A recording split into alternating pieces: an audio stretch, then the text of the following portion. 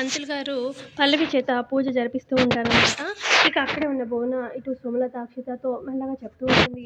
చూడండి ఆంటీ, పూజ కంప్లీట్ అవ్వనివ్వను కదా, అది అవ్వదు అని చెప్పి అనగానే, అదేంటి అక్కడ పూజ దాదాపు ఎండింగ్‌లో ఉంది. అవ్వదు, జరగదు అన్నట్టు ఎలా చెప్తున్నావు అని చెప్పి సుమలత, అక్షిత అడుగుతూ ఉంటారు భువనతోని. నేను మొత్తం ప్లాన్ చేశాను ఆంటీ. చూడండి పూజ అవ్వనే అవ్వదు. నేను డామ్ ష్యూర్‌గా చెప్తున్నాను అని అంటుంది భువన.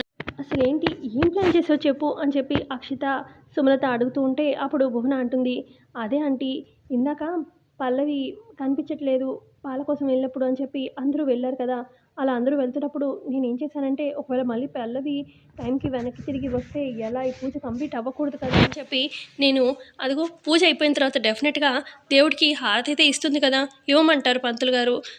ఆ దేవుడికి హారతి ఇచ్చినప్పుడు అక్కడ కర్పూరం పెట్టారు కదా ప్లేట్లో, నేను ఆ కర్పూరం తీసివేసి భాస్వరం పెట్టాను, ఫాస్ఫరస్. అది కనుక అలా అగ్గిపెట్టెతో వెలిగిస్తుంది కదా, అంతే దాని మొహం మండిపోతుంది. అనుకోకుండా పెద్ద మంట వస్తుంది కాబట్టి డెఫినెట్గా దాని మొహం కాలిపోతుంది, ఇక పూజ ఆగిపోతుందిగా. ఇదే నా ప్లాన్ ఆంటీ అని చెప్పి ఇలా చేశాను అని చెప్పి అనగానే, వావ్ చాలా మంచి ఐడియా, బాగా ఉంది అని చెప్పి అనుకుంటారు ముగ్గురు. ఇక పల్లవి మొహం కాలిపోతుంది వెలిగిస్తూ ఉంటే అన్నట్టుగా వీళ్ళు ముగ్గురు కూడా ఊహించుకుంటూ ఉంటారు. ఇక ఆ తర్వాత నిజంగా ఇటు పూజ అయితే మొత్తానికి అయిపోతుంది. ఇక లాస్ట్లో పంతులు గారేమో, అమ్మ అక్కడ హారతి ఇవ్వాలి కదా దేవుడికి, కొంచెం వెలిగించి కర్పూరాన్ని హారతి అమ్మ దేవుడికి ఇచ్చి అందరికీ హారతి ఇవ్వు అనగానే, అలాగే అని చెప్పి పల్లవి ఇక హారతి ప్లేట్లో ఉన్న కర్పూరాన్ని వెలిగించబోతూ ఉంటే, ఇక ఇటు కొంచెం దూరంలో ఉన్న అక్షిత, సుమలత, భువన వాళ్ళు పెద్ద మంట రాబోతుందన్నట్టుగా అబ్బా అని చెప్పి ఇలా చేయి అడ్డు పెట్టుకుంటారు. ఇక ఇటేమో పల్లవి హారతి ప్లేట్లో కర్పూరాన్ని వెలిగిస్తుంది. ఏంటి ఏమైంది వీళ్ళ ముగ్గురికి అని చెప్పి అందరూ వెనక్కి తిరిగి సుమలత వాళ్ళ వైపు చూస్తూ ఉంటారు. ఏమైంది మీకు అని చెప్పి అందరూ అడుగుతూ ఉంటే, ఇక అప్పుడు సుమలత కవర్ చేయడానికి, అంటే ఏం లేదు, నా కంట్లో ఏదో పడినట్టుగా అనిపిస్తే కళ్ళు మూసుకున్నాను అంతే అని చెప్పి అంటుంది సుమలత. ఇక అప్పుడు అక్కడ ఉన్న చంటి, అదేంటి ముగ్గురికి ఒకేసారి కంట్లో పడిందా అని చెప్పి అడుగుతూ ఉంటే, అవును ముగ్గురికి కంట్లో ఇసుక పడింది అని చెప్పి అంటుంది అక్షిత. యాజ్ యూజువల్గా పూజ అయితే కంప్లీట్ అయిపోతుందనమాట. పల్లవి దేవుడికి హారతి ఇచ్చి అందరికీ హారతిస్తుంది. ఇక ఆ తర్వాత పంతులు గారు ఒక ముడుపునిచ్చి, పూజ అయిపోయిందమ్మా, అక్కడ ఒక చెట్టు కనిపిస్తుంది కదా, ఆ చెట్టు దగ్గరికి వెళ్ళి కాబోయే భార్య భర్తలు మీ ఇద్దరు వెళ్ళి కొంచెం బాబు అమ్మాయికి సహాయం చెయ్యి, అది కొంచెం పైకి ఉంటుంది కాబట్టి చెట్టు, నువ్వు కొంచెం ఎత్తుకుంటే అమ్మాయి కట్టేస్తుంది ముడుపుని, సరేనా, వెళ్ళి కట్టేసేయండి. అయితే ఈ ముడుపు కట్టి ఇదంతా పూజ చేసినంత మాత్రాన ఇక గండాలు రావు అన్నట్టుగా ఏం చెప్పలేము. కాదే పెళ్ళయిన తర్వాత కూడా నువ్వు జీవితాంతం కూడా నీకు కుదిరినప్పుడల్లా కూడా సుబ్రహ్మణ్య స్వామిది ఏమైనా పూజలు చేసుకుంటూ వ్రతాలు చేసుకుంటూ ఆయన్ని శాంతపరుచుకుంటూ ఉంటే ఈ కొంతలో కొంత నీకు ఇంతైతే ఉండదమ్మా అన్నట్టుగా పంతులు గారు చెప్తారు. వెళ్ళమ్మా వెళ్ళి కట్టరండి అని చెప్పి అనగానే ఇక పల్లవి చరణ్ వెళ్తారనమాట. ఇక చరణ్ ఎత్తుకుంటాడు, పల్లవి ఏమో చెట్టుకి కట్టేస్తుంది.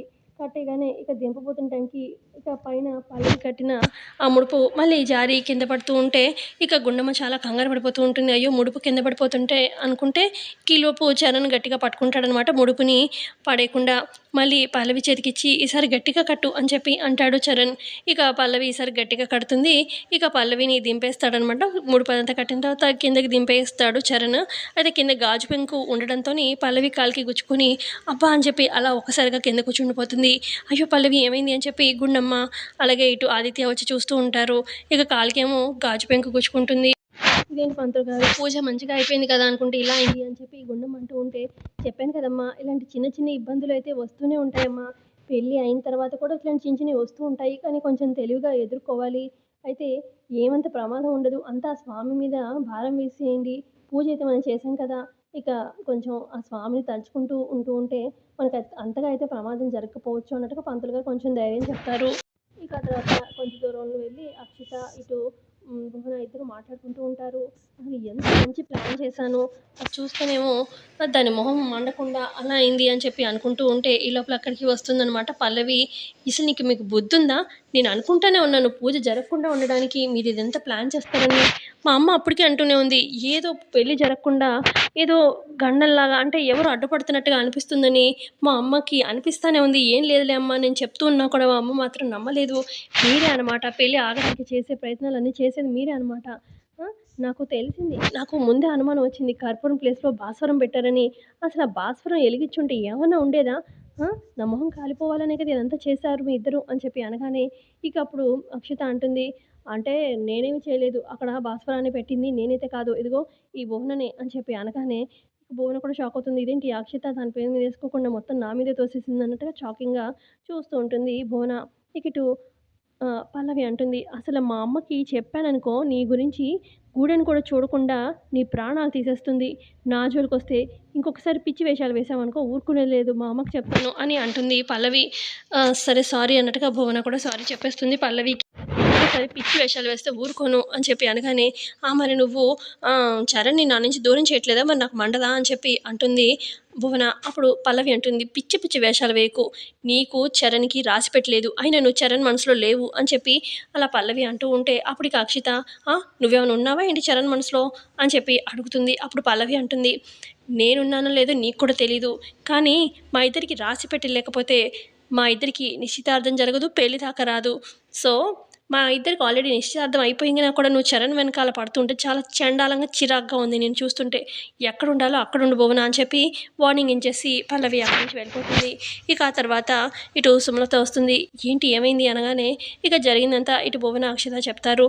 ఇలా ప్లాన్ చేస్తేనేమో ఇదిగో ఆ ప్లాన్ అంతా ఫ్లాప్ చేసింది పల్లవియే, కర్పూరం పెట్టింది అదే అని చెప్పి చెప్తారనమాట. అయినా మీరు ఊరికే ఇలాగా పెళ్ళి ఆపడానికి అని చెప్పి పల్లవికి ఏదో ఒక ఇబ్బంది ఇంక కల్పించడం ఆపండి. పెళ్ళైన తర్వాత గండమే చూసుకుంటుందని తెలుసు కదా! ఎందుకు ఇట్లా అనవసరం ఇప్పటికే ఏదో పెళ్ళి ఆపాలని చెప్పి మన మీద చేస్తున్నామని ఆ గుండమ్మకి ఆల్రెడీ డౌట్ ఉంది. ఇంకా రేపెత్తకండి అని చెప్పి అంటుంది సుమలత కూడా. మరోపక్క ఇటు పల్లవి కాలికి గాజు పెంకు గుచ్చుకుంటుంది కదా! ఇక గుండెని అప్పుడు పంతులు గారిని అడుగుతుంది. ఇక అక్కడే ఇటు సుమలత వీళ్ళు కూడా ఉంటారన్నమాట. ఇక పంతులు గారిని అడుగుతుంది, "ఇదేంటి గురువుగారు మంచిగా పూజ చేసుకున్నామంటే కాలుకి గుచ్చుకుంది" అనగానే, "చెప్పాను కదమ్మా సుబ్రహ్మణ్య స్వామికి పూజ చేసుకోవాల్సిందే. మనం ఏం చేయలేము. రకరకాలుగా గండాలైతే వస్తూ ఉంటాయి. మరి అది దోషం అలాంటిది" అని చెప్పి అలా ఆయన కూడా చెప్తూ ఉంటారు. ఇక ఇటు దోషం అలాంటిది కదా! అందులో తగ్గించేదేముంది అని చెప్పి అంటుందన్నమాట సుమలత. ఇక ఆ మాట వింటుంది గుండమ్మ వచ్చి, "ఏంటండి మీరేదో దోషం అన్నారు" అనగానే, "దోషం కాదు గుండమ్మ.